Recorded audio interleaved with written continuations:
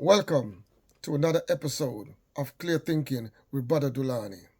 In this episode, we'll be discussing reparative justice for African people in the age of the attack on D.E.I, in the age of Donald Trump and Elon Musk, the co-presidency of the United States of America, the criminal enterprise founded many hundreds of years ago with the genocide of the native, the stoling of the land, and now they have set up their enterprise and governing the world. And we have to now subject ourselves, operate and act within the paradigm that they have set up. So where is our case now? Where do we stand in our struggle for reparative justice? How will we overcome the intensification of the mangamizi, which is the Kiswahili word for the continuing genocide, holocaust of our people, from chattel to colonial to neo-colonial, and now in the age of outright fascistic and the oligarchical attack on our people. We are seeing the policies unfold where they're now attacking DEI, diversity, equity, and inclusion. They're saying that we are not going to hide how we feel about diversity in America and in the Western world. The Western world should be preserved for European, white male in particular. So now we as African people are being excluded. Many well-qualified African people in all walks of life, in all areas of government, in all areas of corporate America and other corporate entities around the world are being attacked, are being pushed out. They're letting us know in no uncertain term that they come to regain control. All these moves that's been taking place in the last 50 years towards a liberalization of the social policy and economic policy of the capitalistic governments are now being reversed. A lot of the civil rights gain and a lot of the rights for women and other minorities and other disadvantaged group, all those are now under attack. Everyone is scrambling for footings to find out where they fit in. So where does we as African people fit in all of this? Where do we stand in all of this? What are we going to do in all of this? As African people, those who are domiciled in America, those who reside and live in America, and who have been used to build America, who have been used to fight in the wars of America. Because I'm not one of those who try to glorify our involvement in the criminal enterprise of America. Most of our involvement in America was done through coercion and through force. We was forced to fight in the wars of America. We was forced to build America. That is how we got involved in America, through force, through coercion, through violence. So that is not something that I'm going to glorify, but I would acknowledge it, that African people, blood, sweat, and tears did help to build America. That is a fact. And as such, we're due to reap some of the benefit of it. But at the same time, we have to be careful of allowing ourselves to become accomplices, to become collaborators in the criminal enterprise. We know America is a stolen land. We know that they have set up this system and to keep us confined. All our legal thinking, all our moral thinking and ethical thinking must be confined to the doctrine that is laid down by the Western imperialists, by the Euro-Americans who came and set up that enterprise in the Americas. We are subjected to have to live by it. They set the economic policy. They set the political parameters for us to operate in. They set the rules that we must live and must be governed by. And we have no alternative but to accept it. That is what you call power. You lay down your laws and your rules and you let other people have to live by it as if they were the one who implemented it. No one can challenge your position. Central to the whole argument is the position of white male and white supremacy in the establishment of the Western imperialist societies. And over the last 50 years, non-European has been able to struggle to gain some rights, to gain better access to political power, to gain access to economic position in America and across the Western world.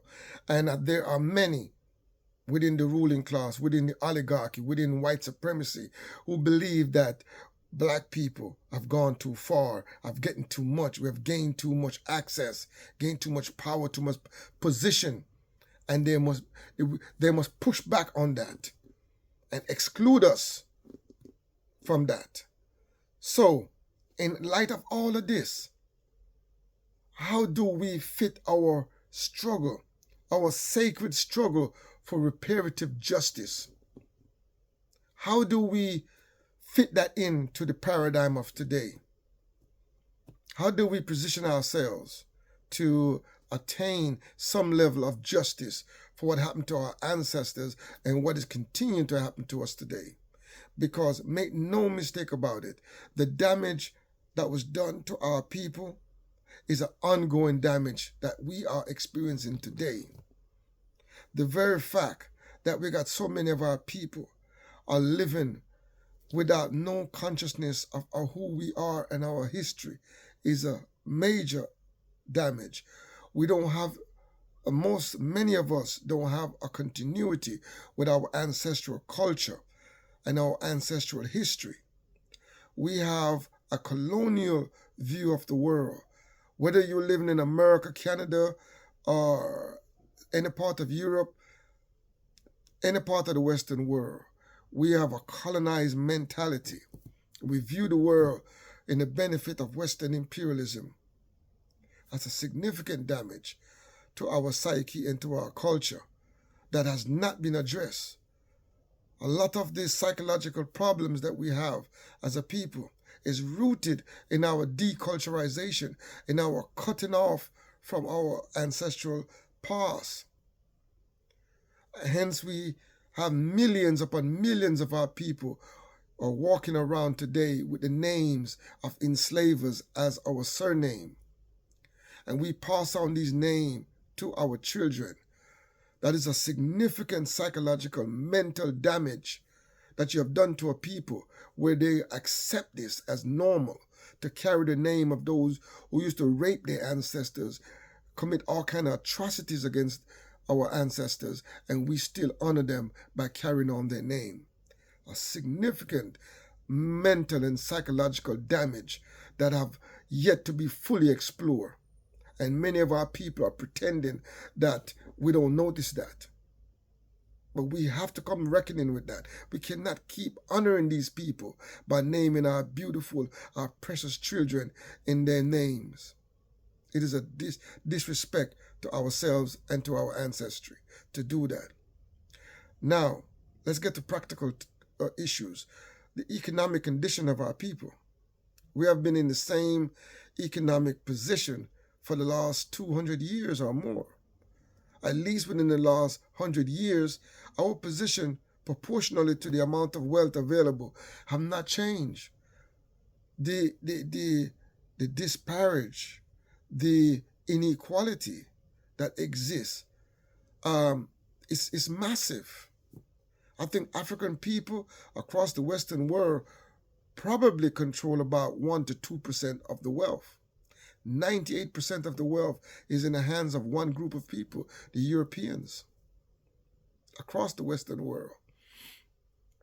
And that situation has not changed much. How do we now begin to close this gap? How do we begin to demand redistribution of this wealth? Are we willing to take the necessary action as a people to get justice, to know that the economic system is rigged against us. It's completely rigged against us. The game has been rigged against us. When it comes to land ownership and real estate and business ownership, it has been rigged against us. Many of these Europeans, they start off with everything was given to them.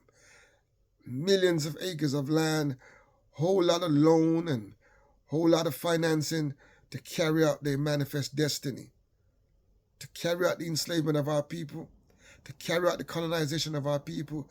And now, everything now, they're in ownership of all of the benefits of the last 500 years. So, come back to our question. Where do we stand? Are we willing to organize for our own justice for ourselves? Are we going to fight them for justice? Are we going to sit back and just allow it? Are we going to just find a way how to get a better gain out of the system? What do we do in our fight for reparative justice? Are we willing to go out in the streets and organize? Are we willing to march? Are we willing to boycott? Are we willing to apply pressure to these corporations and to these oligarchies? Are we willing to apply political pressure to the political parties to demand that reparation is a priority, particularly in institutions that we have a significant position in, such as the Democratic Party in America and in Europe, many of the Labour parties and many of those, the Green parties and Liberal parties. Are we going to keep pushing them to keep the agenda of reparation within their platform, within their manifesto? Are we going to keep pushing that? Or are we going to sit back and just allow the issue to just fester and just keep linger and don't do nothing about it? We cannot afford to do that. We have to do something. We have to organize. And I know right now, many of our African countries are not in any, position to take on the Western world, to be willing to put everything on the line, to demand justice, or else we just go it alone. Many are not in that position. Many in the Caribbean, even though they talk reparation, they're not willing to put everything on the line.